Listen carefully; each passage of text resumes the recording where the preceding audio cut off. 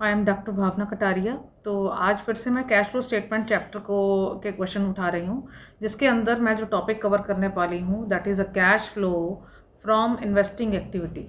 तो इसको find out कैसे करना है, इसके कौन कौन से आइटम्स हैं, उसके बारे में हम आज बात करेंगे। और साथ में इससे रिलेटेड जो इम्पोर्टेंट केसेस हैं वो हम डिस्कस करने वाले हैं। अगर आपको वीडियो पसंद आए तो subscribe, like, share and then comment जरूर करिए।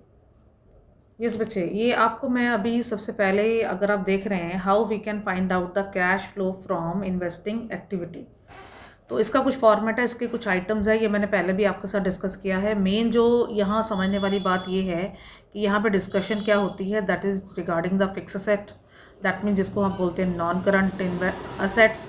और इसी के साथ यहाँ पे हम बात करेंगे regarding the non current investment. ठीक है, और उससे रिलेटेड जो आइटम्स हैं उसके रिगार्डिंग बात करेंगे। देखिए, सबसे पहले फॉर्मेट देखते हैं। तो सबसे पहले आइटम आती है proceeds from sale of the fix asset. Proceeds का मतलब होता है पैसे का आना।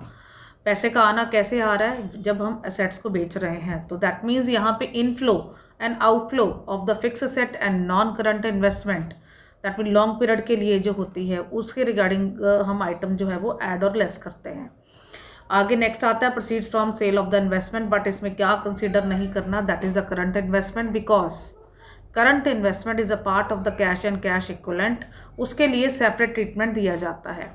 देन उसके बाद proceeds from the intangible assets आती है, जैसे पेटेंट हो गया, तो वो आपने अगर बेचा है तो वो हम यहाँ पे करेंगे। उसके बाद इंटरेस्ट एंड डिविडेंड रिसीव्ड, ये बड़ी इंपॉर्टेंट आइटम है। इंटरेस्ट एंड डिविडेंड पेड होता है तो वो फाइनेंसिंग एक्टिविटी के अंदर जाता है, क्योंकि वो फाइनेंस से रिलेटेड होता है। बट अगर इंटरेस्ट एंड डिविडेंड रिसीव्ड है तो that is the part of the what investing activity.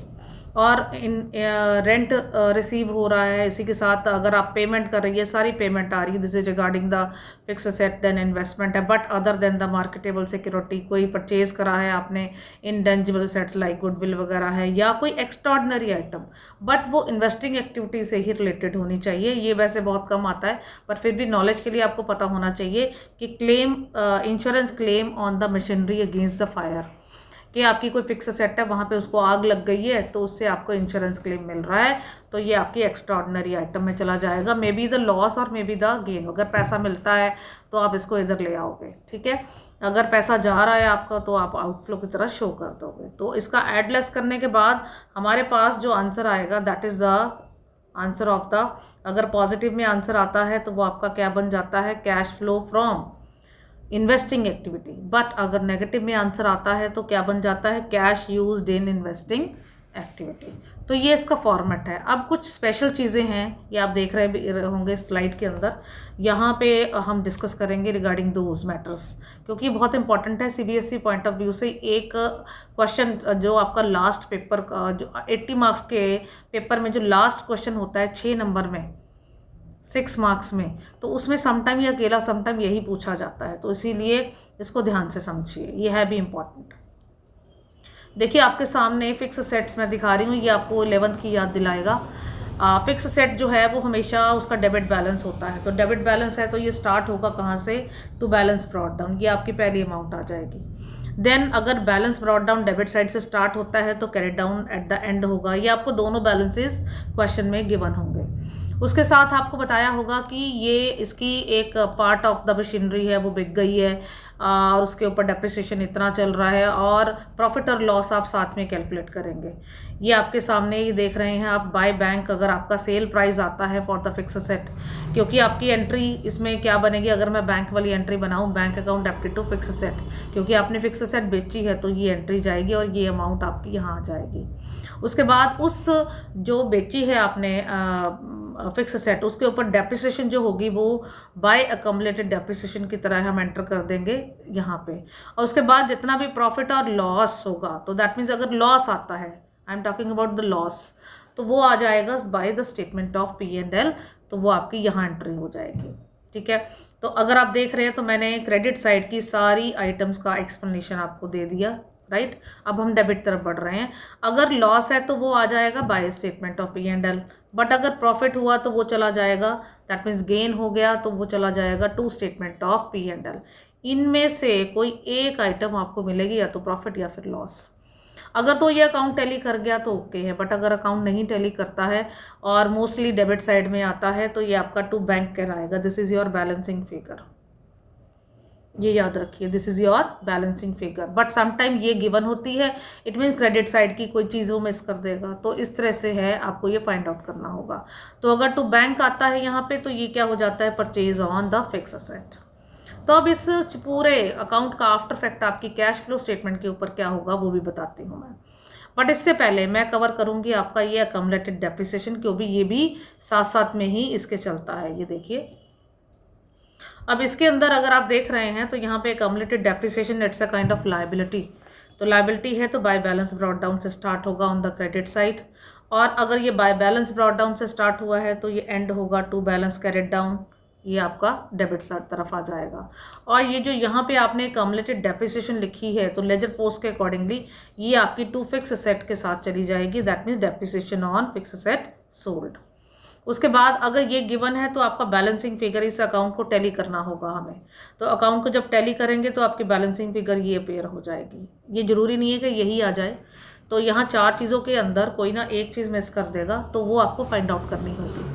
But ये डेप्रिसिएशन कौन सी होती है, that is a depreciation for the current year, यानी कि जितनी बची हुई आपके पास क्या नाम है फिक्स असेट रह गई है उसके ऊपर जो डेप्रिसिएशन चार्ज करी जाती है ये वो वाली होती है जो पूरे साल में हम लगाते हैं, राइट। समटाइम इसमें जो डेप्रिसिएशन अकम्युलेटेड वाली होती है that means depreciation on fix asset sold, वो भी इसके अंदर का पार्ट होता है, वो एक अलग केस बनता है। अभी आप सिंपल केस सीखिए इस वीडियो के अंदर। तो आपके सामने ये दोनों अकाउंट आपके सामने मैं रख रही हूँ। अब इन दोनों अकाउंट का इफेक्ट आपके पूरे कैश फ्लो स्टेटमेंट के ऊपर क्या होगा वो हम समझते हैं। ये देखिए, अब अगर जितने भी आपके इन दोनों अकाउंट के अंदर आपके बैंक नज़र आता है that is a part of the investing activity. आप ऊपर से शुरू करती हूँ मैं बैंक। ये देखिए, सबसे पहले ये वाला बैंक, इसका मतलब है परचेज है तो ये इन्वेस्टिंग एक्टिविटी का पार्ट होगा, दैट विल बिकम आउटफ्लो। सबसे पहले बैंक की बात करेंगे तो एक ये भी बैंक है तो ये आपका इन्वेस्टिंग एक्टिविटी का पार्ट होगा, इट मीन्स आपका पास पैसा आ रहा है, दैट इज़ अ इनफ्लो।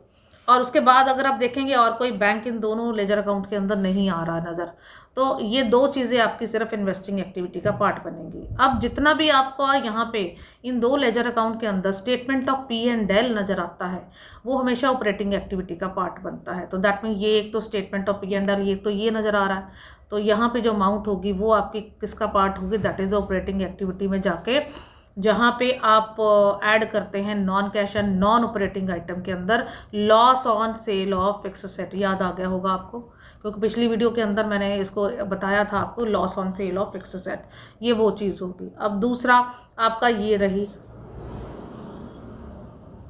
ये पार्ट रहा, तो दैट मीन ये gain on sale of fix asset ये भी आपका ऑपरेटिंग एक्टिविटी का पार्ट बनता है, दैट मीन्स माइनस हो जाती है। इट मीन्स आपका items to be deducted non cash and non operating में ये वो आइटम बन जाती है। इसी तरह से ये आपके सामने दूसरे अकाउंट के अंदर अकम्युलेटेड डेप्रिसिएशन अकाउंट के अंदर depreciation for the current year है, ये भी आपकी किसका पार्ट बनेगी, ऑपरेटिंग एक्टिविटी का। आपको याद होगा non cash non operating item में जब ऐड किया था आपने आइटम्स टू बी एडेड, ये उसकी पहली आइटम थी। इट मीन्स ये लेजर अकाउंट ऐसा है कि इसके बनाए बिना आप ना तो कैश फ्लो स्टेटमेंट की 2 एक्टिविटीज़ के आंसर नहीं निकाल पाओगे अगर इसके रिलेटेड कोई इन्फॉर्मेशन आपको गिवन है, तो दैट मीन ये आपको बनाना ही पड़ेगा। और यह CBSE सिलेबस के अंदर इसको स्पेशली वहाँ लिखा भी गया है कि इससे रिलेटेड आपको एडजस्टमेंट आएगी ही आएगी। चलिए, अब इससे रिलेटेड मैं एक क्वेश्चन आपको समझाने जा रही हूँ। क्वेश्चन करने से पहले एक और चीज़ मैं आपको समझाऊंगी, ये वर्किंग नोट जो छोटा सा जो बनता है, आपको याद होगा 11th के अंदर ये करवाया गया था। दैट मीन्स सेल से जब फिक्स असेट सेल होती है तो उसका कॉस्ट प्राइस गिवन होता है, उसकी डेप्रिसिएशन गिवन होती है, और उस दोनों को लेस करके हमारे पास क्या आ जाती है, बुक वैल्यू और द रिटन डाउन वैल्यू जिसको बोला जाता है। 11th के अंदर ये सब करा हुआ है आप लोगों ने। तो उसके साथ आपका माइनस मतलब सेल प्राइस के साथ we will make the comparison. अगर सेलिंग प्राइस ज़्यादा हुआ तो क्या निकल आएगा, प्रॉफिट। अगर सेलिंग प्राइस कम हुआ तो क्या निकल आएगा, लॉस। ये जो पीछे आपके जो प्रॉफिट और लॉस स्टेटमेंट यहाँ पे मैं फिर से दिखा रही हूँ, ये मैंने क्यों वर्किंग नोट बनाया है, ये 3 चीज़ें देख रहे हैं आप, साथ में ये भी, ये आइटम्स आपकी वहाँ पे छोटा सा वर्किंग नोट जब आप बनाएंगे तब ये अमाउंट्स निकलेंगी। चलिए, अब इससे रिलेटेड मैं क्वेश्चन आपको बता रही हूँ।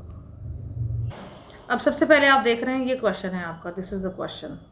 जिसके अंदर आपको मशीनरी दे दिया। ये बहुत इंपॉर्टेंट क्वेश्चन है, ये ऐसा वाला सेम क्वेश्चन आपको पेपर में आया था 6 मार्क्स रेंज का।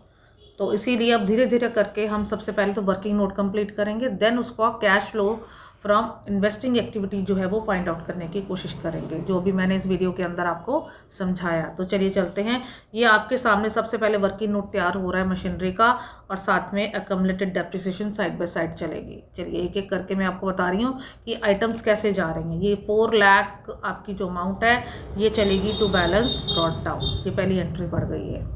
उसके बाद 4,20,000 ये आपकी कैरेट डाउन चला गया, ये आपका कैरेट डाउन हो गया। और उसके बाद अकम्युलेटेड डेप्रिसिएशन का भी हम इसका लेजर कंप्लीट कर लेते हैं। ये साइड बाय साइड चलेगा आपका 1 लाख आपका, ये देखिए अकम्युलेटेड, रुकिए, ये 1 लाख आपकी जो अमाउंट है ये आपकी चलेगी बाय बैलेंस ब्रॉट डाउन, ये आपका चला गया। देन उसके बाद 1,10,000 आपका क्या चला गया carried down, that is of 1,10,000। ये आपकी दो आइटम जो हैं हमने कंप्लीट कर ली। अब हम करने जा रहे हैं ये देखिए एडिशनल इन्फॉर्मेशन। यहाँ से आपको कॉस्ट दे रखा है, कम्युलेटेड डेप्रिसिएशन दे रखी है, और फिर बोला है कि 20,000 का बिक गया। तो अभी मैंने पीछे आपको बताया था एक working note, cost price of the machinery that is of 40,000। Than less करेंगे इसमें डेप्रिसिएशन। ये वर्किंग नोट आपको अमाउंट्स को फाइंड आउट करने में बड़ी हेल्प करेगा, दैट इज़ ऑफ 24,000। अगर आप इसका डिफरेंस लेंगे तो ये हो जाएगा 16,000, राइट। ये आपकी आ गई बुक वैल्यू, या फिर इसको बोलते हैं रिटन डाउन वैल्यू। और उसका सेल प्राइस के साथ कंपैरिजन करेंगे। सेल प्राइस आपका आता है 20,000, इट मीन्स सेल प्राइस ज़्यादा है, तो आपको क्या मिल गया, प्रॉफिट हो गया। प्रॉफिट कितने का हो गया, 4,000 का। That is a gain on sale, you can say profit और गेन ऑन सेल। अब ये देखिए अमाउंट आपकी कहाँ जा रही है, ये 4,000 ये चला गया टू गेन और the to statement of P&L आप लिख सकते हैं। वैसे to statement of P&L account लिखेंगे इट इज़ बेटर। ये जो अकम्युलेटेड डेप्रिसिएशन है ये देखिए ये यहाँ जा रही है।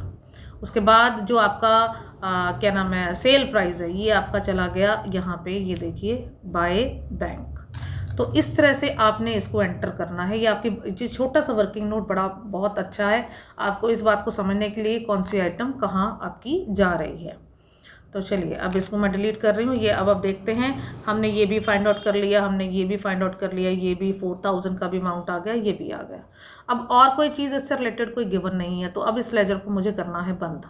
तो बंद करेंगे तो हाईएस्ट अमाउंट आती है 4,64,000, और इसके बाद आपका बैलेंसिंग फिगर अपीयर होगा 60,000। This is the balancing figure. इस लेजर को बंद करेंगे जब हम, तो वो आपको मैंने अभी डाला कहा भी, तो कहाँ जाता है, टू बैंक अकाउंट में, ये आपका बैंक अकाउंट में चला गया। अब इसके बाद हम अकम्युलेटेड डेप्रिसिएशन अकाउंट को भी देखते हैं।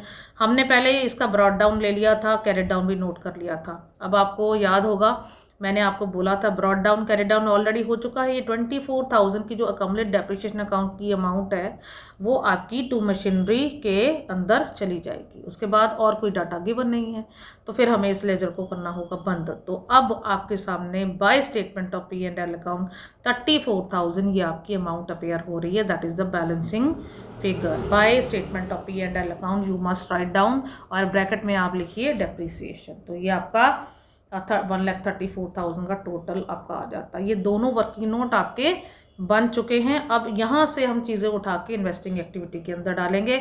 मैंने आपको बोला था अभी कुछ देर पहले कि इन्वेस्टिंग एक्टिविटी में जितनी भी बैंक से रिलेटेड आइटम है वो ट्रांसफ़र होती हैं। अब अगर दोनों अकाउंट में चेक कर रहे हो तो ये दो चीज़ें तो वहाँ पे जाने वाली हैं। एक तो ये चीज़ होगी, बट एक आइटम और गिवन है आपको क्वेश्चन के अंदर, अगर आप देख रहे हैं, दैट इज़ द पेटेंट। तो इसका भी हम एक लेजर अकाउंट बनाएंगे क्योंकि इसकी भी एक एडिशनल इन्फॉर्मेशन यहाँ बाकी है। ये देखिए अब पेटेंट है आपके सामने, सबसे पहले स्टार्टिंग में दिखा रही हूँ, मैंने थोड़ा सा इसका पेज को ऊपर की तरफ करा है। तो ये पेटेंट है, पेटेंट की अमाउंट कितनी है 1,60,000 एंड 2,80,000। ये 2,80,000 ये पहुँच गया आपका टू बैलेंस ब्रॉट डाउन, ये आपका आ गया।